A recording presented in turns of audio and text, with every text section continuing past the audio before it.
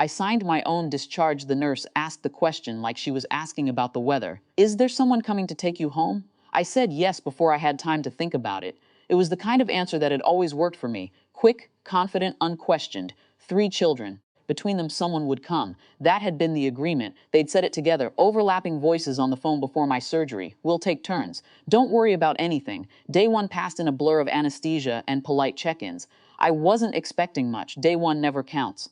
Day 2 was quieter. I kept my phone on the tray table, screen facing up like a small promise. A message came mid-morning. Bussy day. I'll come tomorrow. I replied, that's fine. It was fine. Or at least it was still early enough to pretend it was. By day 3, the messages had a pattern. Always warm, always reasonable, always just out of reach. Something came. Have exams. Traffic is impossible today. No one said they weren't coming. They just kept not arriving. The nurses rotated in predictable shifts. One of them, Sana, adjusted my pillows the same way every morning. Firm hands, efficient movements. She didn't ask many questions at first. She didn't need to. Hospitals have their own rhythm. You either resist it or you let it carry you. By day 5, I stopped checking the door every time footsteps passed. I started noticing other things instead. The man across the hall whose daughter came every evening with a plastic container of food, arguing gently with him about salt. The elderly woman 2 rooms down who had 3 visitors at once, their voices overlapping, filling the corridor. It wasn't jealousy. It was more like data. By day 7, Sana lingered a little longer than usual. She checked my chart, then looked at me, not unkindly, just directly. Do you want me to call someone for you? The question was simple. Clean. I have children, I said. She nodded, waiting. They're busy. There was no judgment in her face. That was the part that stayed with me. If she had frowned or pitied me, I could have pushed back. But she just wrote something down and said, all right, let me know if you need anything. After she left, I realized something had shifted.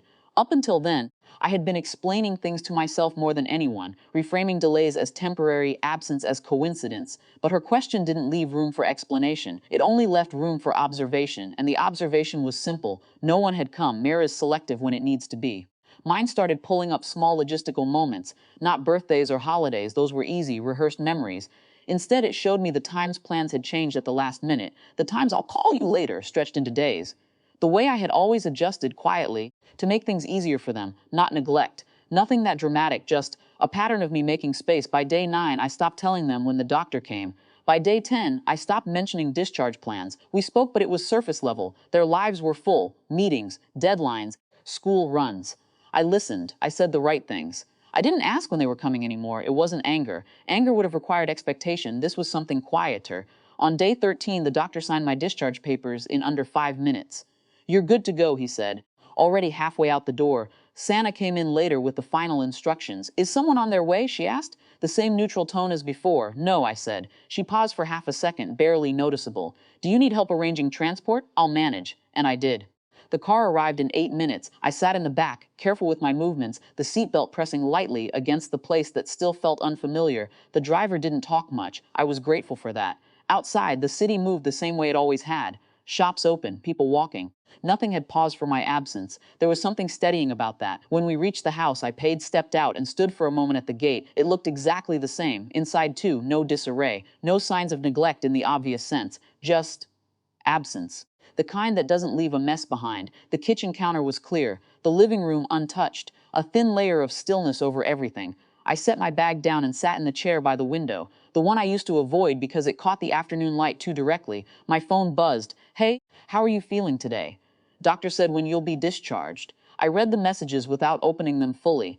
The preview was enough. For a long time I had believed that being needed was the same as being valued, that if I stayed available, stayed accommodating, the balance would hold on its own. But balance isn't something that maintains itself. It's something you either adjust or slowly give away. I reached for the folder the hospital had given me. Inside, along with the discharge papers, was a list of recommended home care services, follow-up schedules, contact numbers, practical things. I picked up my phone and made a call, not to my children, but to one of the numbers on the list. A short conversation, clear terms, regular visits arranged. After that, I opened a different app, my bank.